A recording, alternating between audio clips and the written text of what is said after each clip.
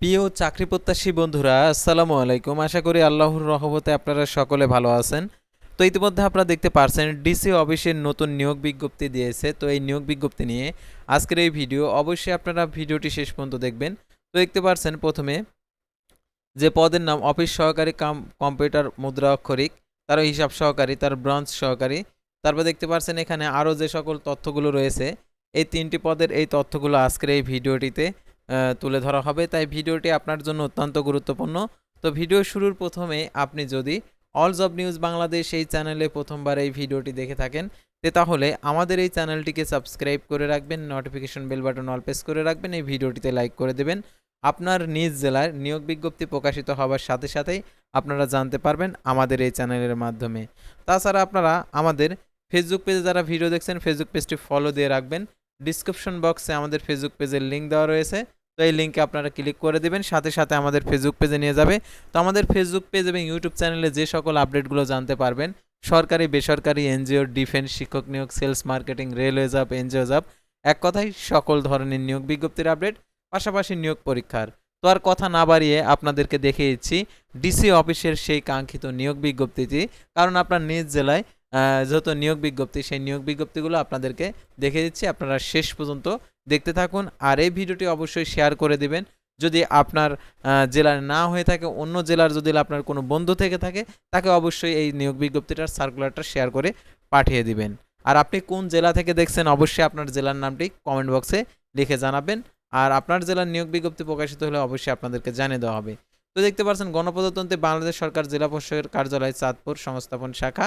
তো দেখতে পাচ্ছেন এখানে জনপ্রশাসন মন্ত্রণালয়ের উদ্যত কর্মচারী, দেখতে পাচ্ছেন এখানে যে কথাগুলো বলা রয়েছে 16 নভেম্বর 2025 খ্রিস্টাব্দ তারিখের ছাড়পত্রের অনুযায়ী দেখতে পাচ্ছেন বিভাগীয় নির্বাচনী বোর্ড কমিশনারের কার্যালয় চট্টগ্রাম 14 ডিসেম্বর তারিখের যে স্মারকের মূলে নিয়োগ বিজ্ঞপ্তি জারির অনুমোদনের পরিপ্রেক্ষিতে জেলা প্রশাসকের কার্যালয় চাঁদপুর অধীনস্থ উপজেলা নির্বাহী অফিসারের কার্যালয়ে নিম্নে বর্ণিত শূন্য পদের বিপরীতে 15 সালের জাতীয় বেতন স্কেল বেতন ভাতা সম্পন্ন।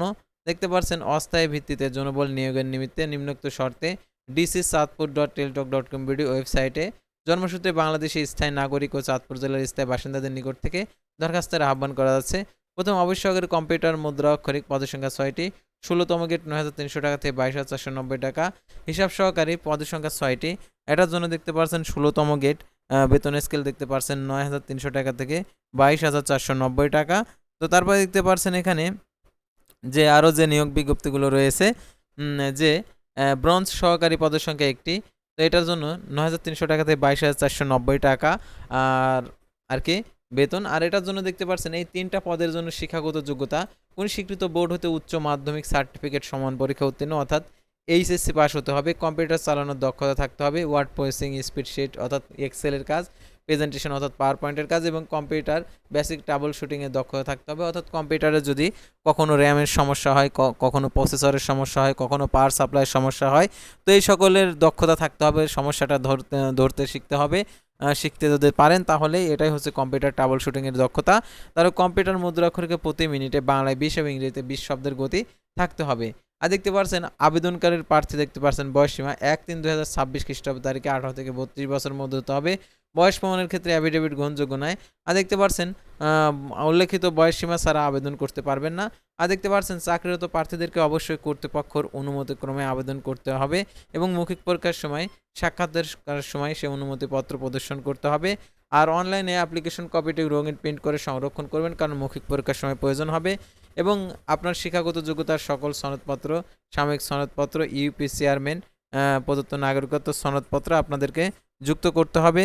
তো তারপরে যে আরও যে সকল তথ্যগুলো রয়েছে, অর্থাৎ আপনি কোটার সমর্থনে আরও যে মানে কাগজপত্র রয়েছে, সেই কাগজপত্রগুলো আপনাদেরকে প্রদর্শন করতে হবে। অর্থাৎ 4 নংয়ের যে বর্ণিত রয়েছে ক থেকে একদম ঝ পর্যন্ত, এই সকল কাগজপত্র আপনাদেরকে প্রদর্শন করতে হবে। আর এই নিয়োগের আবেদনের অনলাইনে করতে হবে ডিসি চাঁদপুর .টেলিটক.com ভিডিও ওয়েবসাইটে গিয়ে। আর অনলাইনে আবেদন শুরু হয়েছে 3/3/2026 সকাল 10টার। আর আবেদনের শেষ তারিখ অনলাইনের 3/4/2026 বিকেল 5টা। উক্ত সীমার মধ্যে ইউজার আইডি প্রাপ্ত প্রার্থীগণ অনলাইনে আবেদনপত্র সাবমিট করা হলে 72 ঘন্টার মধ্যে SMS এর মাধ্যমে পরীক্ষার ফি জমা দিতে পারবেন।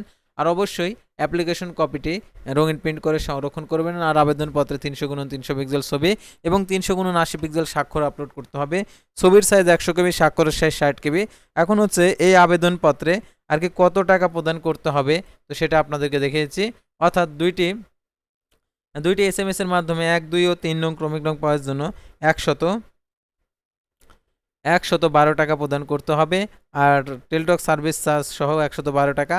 আর অনগ্রসর ক্ষুদ্র নিগোষ্ঠী ও শারীরিক প্রতিবন্ধী প্রার্থীদের ক্ষেত্রে আর কি প্রদান করতে হবে 56 টাকা। টেলিটক সার্ভিস চার্জ 6 টাকা সহ 56 টাকা প্রদান করতে হবে। আর এই নিয়োগ বিজ্ঞপ্তির আবেদনের ক্ষেত্রে আরও যে সকল তথ্যগুলো রয়েছে, অর্থাৎ মৌখিক পরীক্ষাটা কোথায় হবে আর টাকাটি কিভাবে প্রদান করবেন, এই পদ্ধতিটা এখানে দেওয়া রয়েছে। আর প্রবেশপত্র প্রাপ্তির বিষয়টি, অর্থাৎ আপনি যে মোবাইল নাম্বারটা উল্লেখ করেছেন, এই মোবাইল নাম্বারে SMS এর মাধ্যমে পরীক্ষা সংক্রান্ত A to Z বিষয় আপনারা জানতে পারবেন মোবাইল নাম্বারের মাধ্যমে। সেই মোবাইল নাম্বারটি সচল রাখবেন এবং মোবাইলের নাম্বারের যে প্রাপ্ত নির্দেশনাবলী দিবে, অর্থাৎ SMS এর মাধ্যমে সেই নির্দেশনাবলী অনুসরণ করবেন।